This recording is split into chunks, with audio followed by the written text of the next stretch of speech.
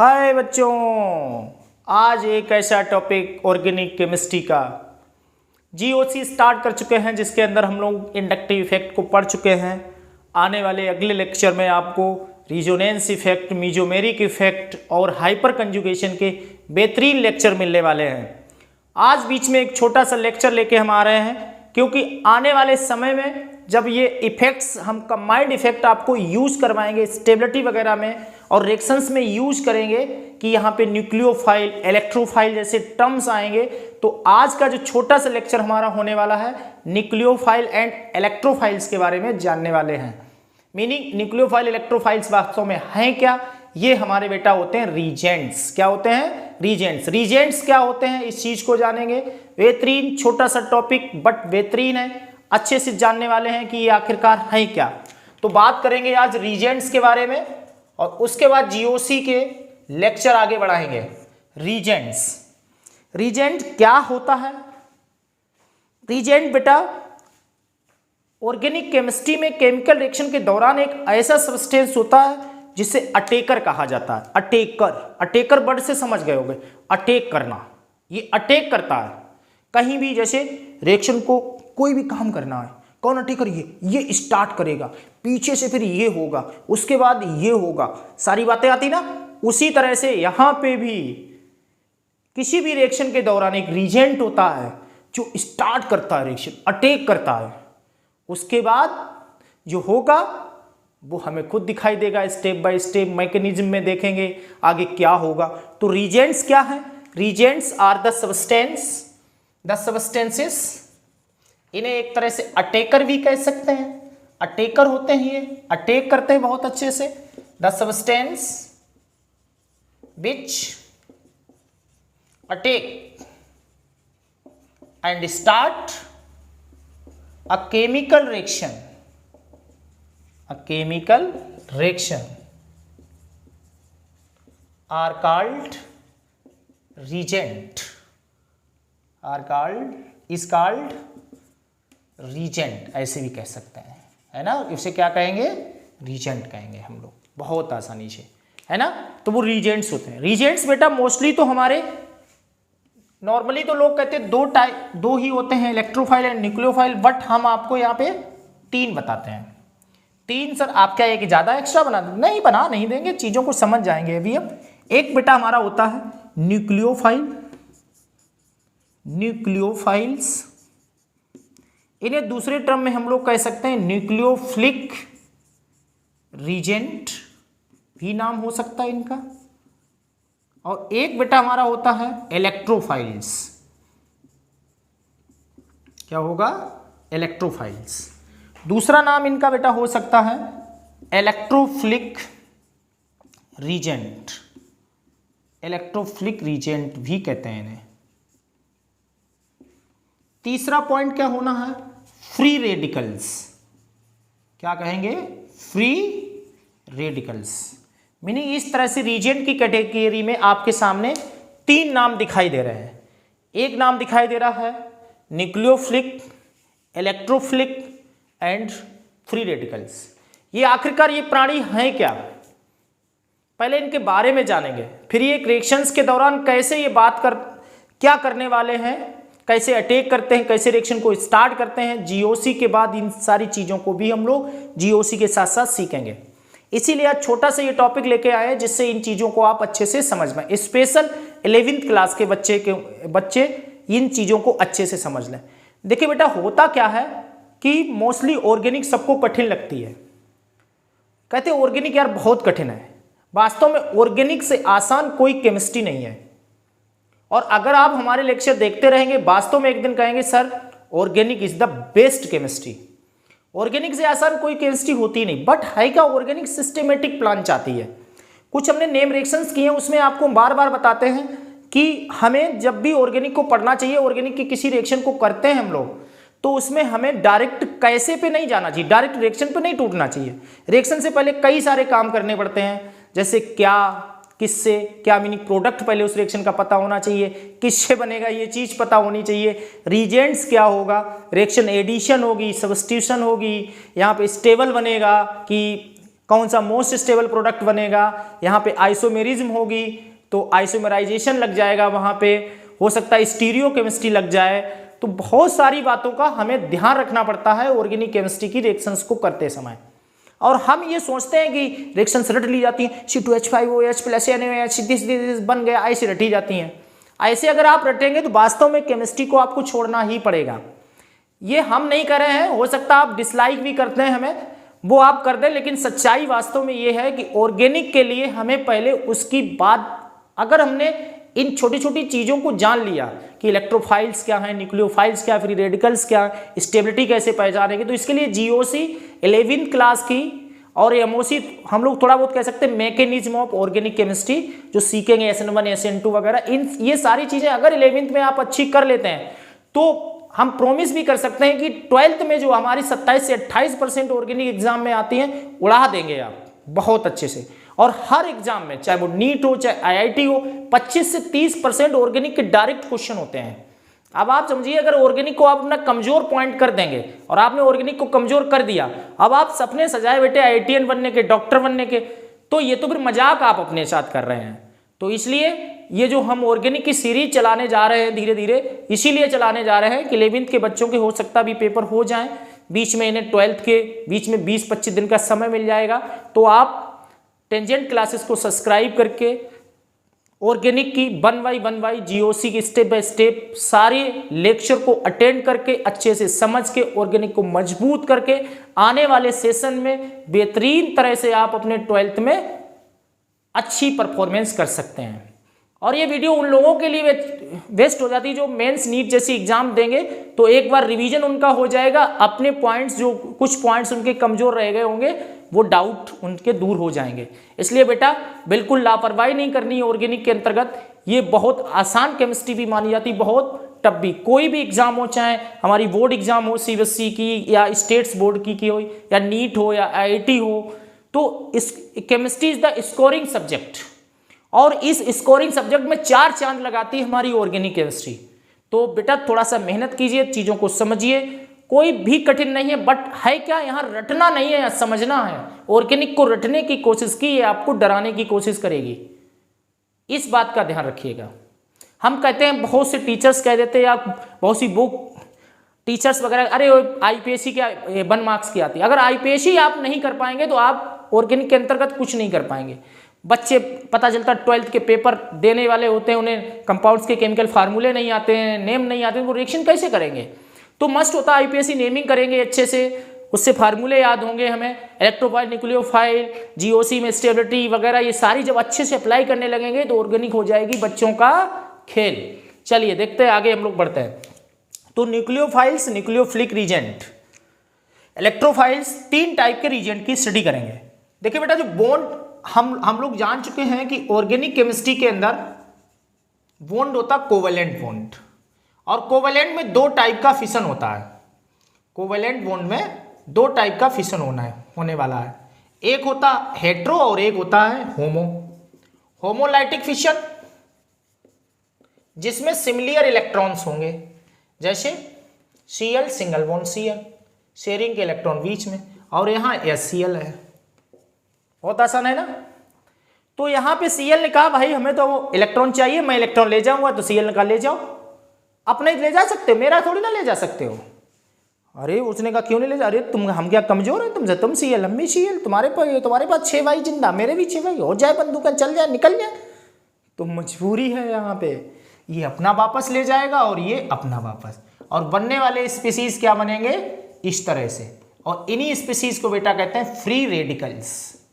ये free radicals होंगे हमारे, क्लियर हुआ। ये फ्री रेडिकल्स होंगे जिनके पास 1 ओड इलेक्ट्रॉन होगा, और फ्री रेडिकल्स हैं जरूर, ये अपना इलेक्ट्रॉन भी लेके गए, बट ये न्यूट्रल स्पीसीज ही माने जाएंगे।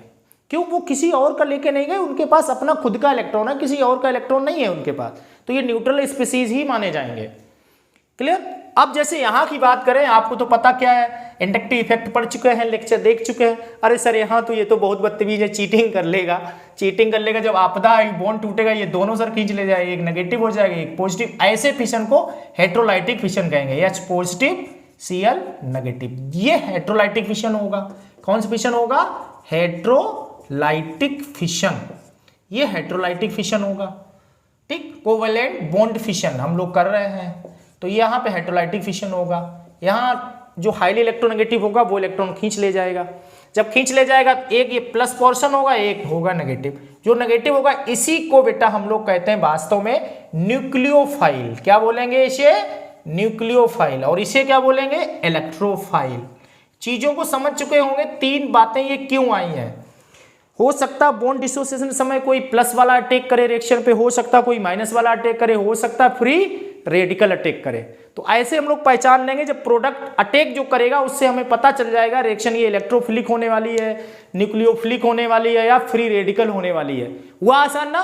तो बहुत आसानी से हम पहचान लेंगे रिएक्शन हमारी इलेक्ट्रोफिलिक होगी, न्यूक्लियोफिलिक होगी, किस टाइप की रिएक्शन होने वाली है, इस चीज को हम बहुत आसानी से जान पाएंगे। अब देखिए यहीं से बेटा पता चल जाएगा हमारा न्यूक्लियोफाइल्स। यहां पे बात करें तो न्यूक्लियोफाइल्स, फाइल जो वर्ड यहां पे है, देखिए बेटा यहां पे दो वर्ड यहां पर आ रहे हैं, एक न्यूक्लियो आने वाला है और एक फाइल आने वाला है। न्यूक्लियो का मीनिंग हो जाएगा न्यूक्लियस से, और न्यूक्लियस कैसी होती है आप लोग जानते हैं। न्यूक्लियस मीनिंग पॉजिटिव, न्यूक्लियस कैसी हो जाएगी? पॉजिटिव। फाइल मीनिंग क्या होता है? लविंग। तो ये कैसे होते हैं? Nucleus loving. कैसे होंगे? Nucleus loving. न्यूक्लियस लविंग का मीनिंग क्या है? ये किसे लव करने वाले हैं? प्लस चार्ज को। ये न्यूक्लियस लविंग होंगे। तो इसका मीनिंग इनके ऊपर कैसा चार्ज है हमारा? माइनस चार्ज होगा, तभी तो भाई प्लस के पास भागेंगे। इसीलिए न्यूक्लियोफाइल्स को एनयू नेगेटिव से इंडिकेट किया जाएगा। किससे इंडिकेट किया जाएगा? एनयू नेगेटिव से। इनके ऊपर हमेशा नेगेटिव चार्ज होगा, तभी ये न्यूक्लियोफाइल पे जाके लव करेंगे, अटैक करने। मीनिंग ये न्यूक्लियस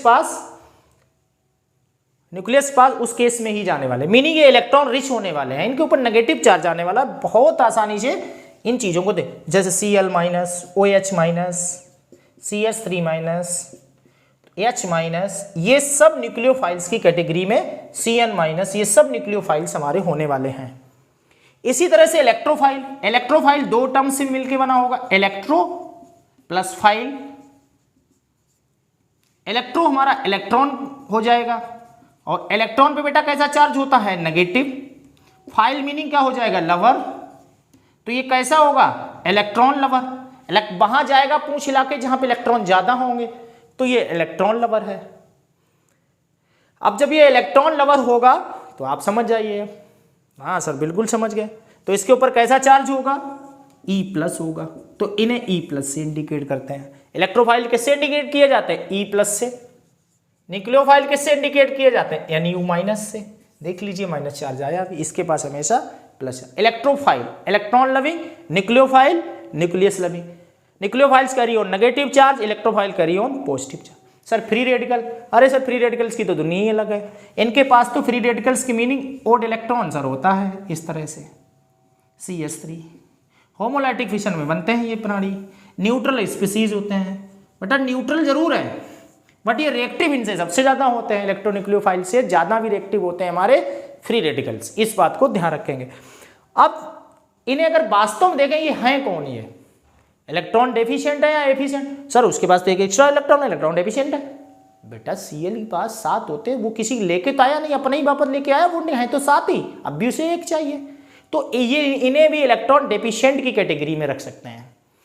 इलेक्ट्रोफाइल्स तो पहले ही से भी इलेक्ट्रॉन डेफिशिएंट है, ये इलेक्ट्रॉन एफिशिएंट माने जाएंगे। इनके पास बहुत सारे इलेक्ट्रॉन्स हैं क्योंकि खींच लाते हैं, तो ये इलेक्ट्रॉन एफिशिएंट हो गए, इलेक्ट्रॉन रिच हो गए। ये इलेक्ट्रॉन डेफिशिएंट हो जाएंगे, इलेक्ट्रॉन पुअर हो जाएंगे, और ये हमारे न्यूट्रल स्पीसीज हैं बट रहेंगे हमारे इलेक्ट्रॉन पुअर ही रहेंगे, डेफिशिएंट ही रहेंगे। ये भी अटैक वहीं करने की कोशिश करेंगे जहां इलेक्ट्रॉन्स की थोड़ी संख्या ज्यादा। पहले तो free radical always want to free radical, वो वहीं जाके टूटेगा जहां पे फ्री। ना बेईमानी करते हैं हम ना करवाते हैं, इनका सिद्धांत ये होगा फ्री रेडिकल्स का, ये वहीं जाएंगे जहां पे फ्री रेडिकल्स होंगे, ठीक। लेकिन अगर ऐसी स्थिति नहीं बनती तो ये वहां जाना चाहेंगे जहां पे इलेक्ट्रॉन डेंसिटी अच्छी होगी, इलेक्ट्रॉन रिच बैठा होगा, क्योंकि ये भी इलेक्ट्रॉन डेफिशिएंट है। जल्दी से स्क्रीनशॉट लीजिए, नोट कीजिए चीजों को अच्छे से। Electrophile, nucleophile and free radicals को अच्छे से समझते हैं। स्क्रीनशॉट लीजिए, नोट कर लीजिए, अच्छे से नोट्स बनाते चलिए। इंडक्टिव इफेक्ट जान चुके हैं, इलेक्ट्रोफाइल आ चुका है, कॉमन नेमिंग की वीडियो आपको दे चुके हैं। आगे आने वाले तमाम इफेक्ट्स, आईपीएससी नेमिंग वगैरह, ये सारी वीडियो धीरे धीरे आपको मिल जाएंगे ऑर्गेनिक केमिस्ट्री में। बेस मजबूत करते हुए अच्छे से इस केमिस्ट्री दुनिया को आगे लेके चलेंगे और आपके भविष्य को उज्जवल करेंगे। लेकिन आपका उसमें साथ चाहिए, और डिस्क्रिप्शन में अपने दिए गए टेलीग्राम ग्रुप, व्हाट्सएप ग्रुप को जल्दी से ज्वाइन कर लीजिए, जिसके साथ डेली बाई डेली आने वाली वीडियोस का नोटिफिकेशन समय से मिल सके, आप उसे देख सकें और बेस्ट परफॉर्मेंस नेक्स्ट सेशन में आने वाले कोई भी एग्जाम हो, चाहे नीट, IIT, 12th वगैरह में बेस्ट परफॉर्मेंस दे सकें। ओके, हो गया, स्क्रीनशॉट ले लिया, आगे बढ़ते हैं। अब इसके बाद हम लोग स्पेशल बात करने वाले हैं इन्हीं सभी पे, न्यूक्लियोफाइल्स पे, इलेक्ट्रोफाइल्स पे। छोटी छोटी बातें मगर मोटी मोटी बातें शक्तिमान वाली हम लोग जानने वाले हैं। चलिए आगे बढ़ते हैं, देखते हैं, चीज़ों को समझते हैं बहुत आसानी से। क्या सर अब क्या बचा हुआ है इसमें, देखते हैं भाई क्या बचा हुआ है।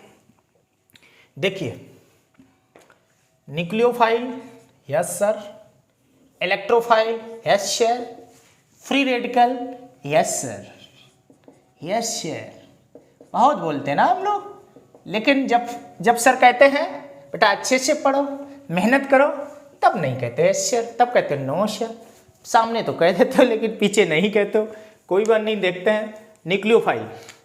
तो न्यूक्लियोफाइल इलेक्ट्रॉन रिच है, ये क्या है, electron rich, meaning electron deficient, carry on negative charge. कैसा चार्ज होगा, नेगेटिव चार्ज। सर ये तो सारी बातें हो गई। इलेक्ट्रॉन पुअर, बिल्कुल सही, इलेक्ट्रॉन पुअर होंगे, इलेक्ट्रॉन डेफिशिएंट होंगे। First point, second point, third point, first point, second point, electron poor होंगे, इलेक्ट्रॉन डेफिशिएंट कह सकते हैं इन्हें, डेफिशिएंट होंगे, पॉजिटिव चार्ज होगा इनके ऊपर। कैसा होगा, पॉजिटिव चार्ज। ये कैसे होंगे, वास्तव में है तो इलेक्ट्रॉन पुअर ही, इलेक्ट्रॉन डेफिशिएंट ही होंगे, है ना भाई। उन्होंने अपना लिया, किसी और नहीं लिया, इलेक्ट्रॉन डेफिशिएंट होंगे। बट ओड इलेक्ट्रॉन की वजह से, जहां ओड इलेक्ट्रॉन आ जाता है, ध्यान रखना बेटा, वहां पॉलीमराइजेशन होने के चांस होते हैं, मीनिंग बाई मोलिक्यूल्स बन जाते, डाइमर ट्राइमर बना लेते हैं। ये उनकी खुद की अपनी कैपेसिटी होती है, इसीलिए ये रिएक्टिव ज़्यादा होते हैं, ये दूसरों पे डिपेंड रहेंगे हमेशा, ध्यान रखिएगा चीज़ों को। तो इलेक्ट्रॉन पुअर होंगे, इलेक्ट्रॉन डेफिशिएंट माने जाएंगे, है ना। और यहीं से थर्ड पॉइंट, पॉजिटिव चार्ज होगा नहीं, वन ओड इलेक्ट्रॉन होगा इनके ऊपर, वो भी इनका अपना खुद का होने वाला है।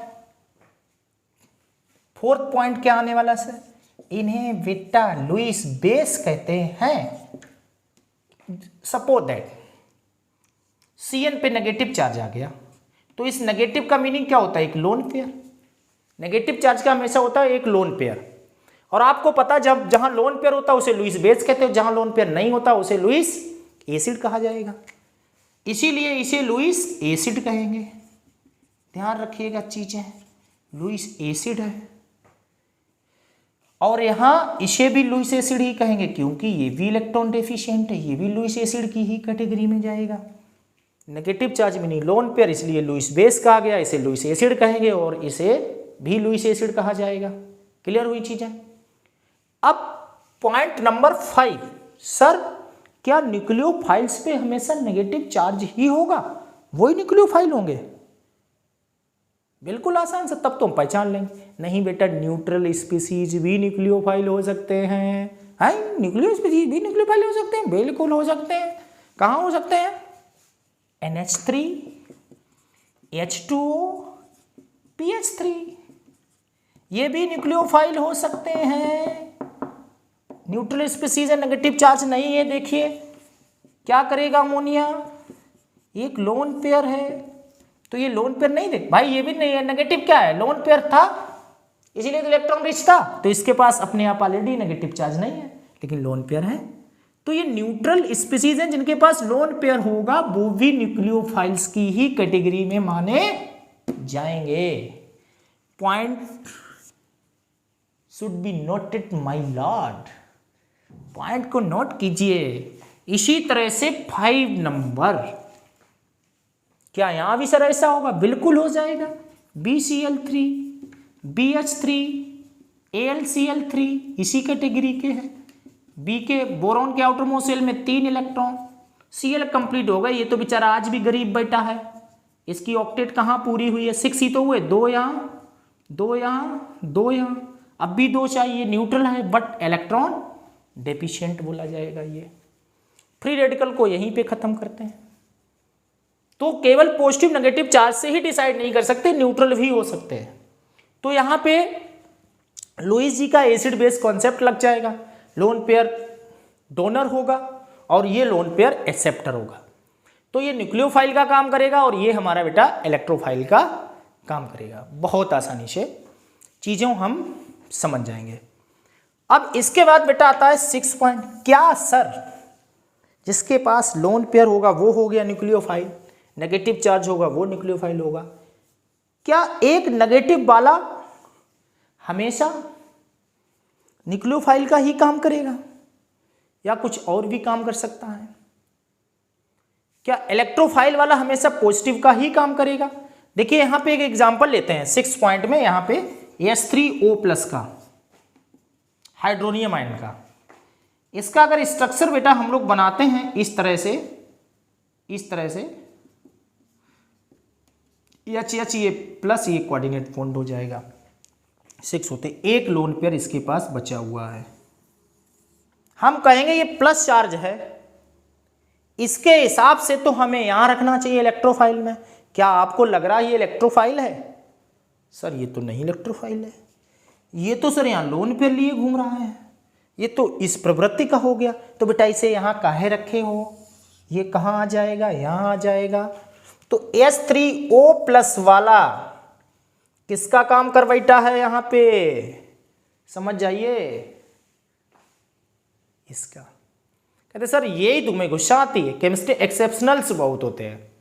एक्सेप्शनल्स नहीं, केमिस्ट्री वास्तविकता से रूबरू कराती है।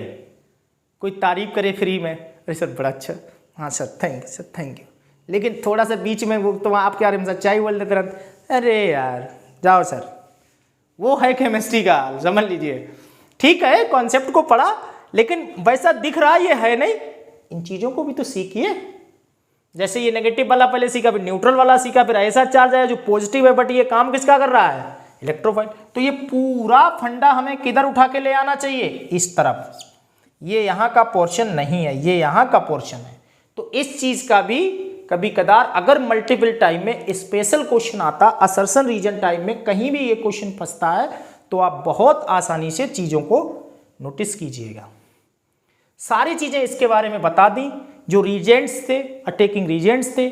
आपको लेक्चर कैसा लगा? लाइक जरूर करें, शेयर जरूर करें, अपने टेंजेंटस केमिस्ट्री की दुनिया को सब्सक्राइब कर लें जल्दी से, दोस्तों में, रिश्तेदारों में, दुश्मनों में जल्दी से जल्दी शेयर करें। टेंजेंटस केमिस्ट्री की दुनिया को बढ़ाइए। देखिए कितने आसान वे में एक छोटा सा लेक्चर आपको कंप्लीट कराया गया। आप समझ चुके होंगे न्यूक्लियोफाइल क्या, इलेक्ट्रोफाइल्स क्या, फ्री रेडिकल्स क्या। ऑर्गेनिक केमिस्ट्री में इनका बहुत बड़ा रोल है, क्योंकि ये ही केमिकल रिएक्शन को स्टार्ट करते हैं। तो सबसे पहला काम यही होगा कि या न्यूक्लियोफाइल अटैक करेगा, इलेक्ट्रोफाइल करेगा या फ्री रेडिकल करेगा। इस चीज़ को बहुत आसान वे में हम लोग समझ चुके हैं। ये 11th स्टैंडर्ड के बच्चों के लिए जो आने वाले सेशन में अच्छे से बेहतरीन एग्जाम्स में पार्टिसिपेट करने वाले, उनके बेसमेंट हम मजबूत करने की कोशिश कर रहे हैं। एक तरफ ये लेके चल रहे हैं, एक तरफ 12th स्पेशल वाले बच्चों के लिए पूरी सीरीज को लेके चल रहे हैं। कल स्पेशल संडे होने वाला है, जिसमें बेहतरीन लेक्चर आपको मिलेंगे देखने को, बेहतरीन लेक्चर अपडेट करेंगे, जिसमें एक बेहतरीन मास्टर वीडियो लाने वाले हैं 12th क्लास की P block assignment question bank video, जिसमें पिछले सालों तक के बेहतरीन क्वेश्चंस को बेहतरीन तरह से, जितने अभी 10-12 सालों तक के क्वेश्चंस को अच्छे से एक एक क्वेश्चन को एक्सप्लेन करते हुए, आंसर बताते हुए, टॉपिक को रिवाइज कराते हुए कंप्लीट कराया जाएगा। तो जो भी आपके सगे संबंधी, दोस्त, दुश्मन जो भी हों, 12th क्लास में, उनसे कहिएगा जल्दी से सब्सक्राइब कीजिए। एक मास्टर वीडियो आने वाली है जिसमें बेहतरीन तरह से आप क्वेश्चंस को कवर करेंगे। Thank you, good night, good day. जिस भी मूवमेंट में आप हो, गुड नाइट, गुड डे। और आप लोग भी बेटा कोई समस्या आ रही हो हमारे वीडियो में, वॉइस में, या कोई सजेशन हो मैटर को समझाने में, आप जरूर कमेंट बॉक्स में सर बताएं। आप ऐसा सर कर लीजिए तो सर जरूर करेंगे, क्योंकि आपको आसान से आसान और कंफर्टेबल वे में समझना चाहिए। अगर कोई दिक्कत हो रही है सर से बात कर सकते हैं कमेंट बॉक्स में, या किसी तरह से बात कर सकते हैं हमारे टेलीग्राम व्हाट्सएप ग्रुप पे जुड़ के, उस पर हमसे बात कर सकते हैं। Thank you.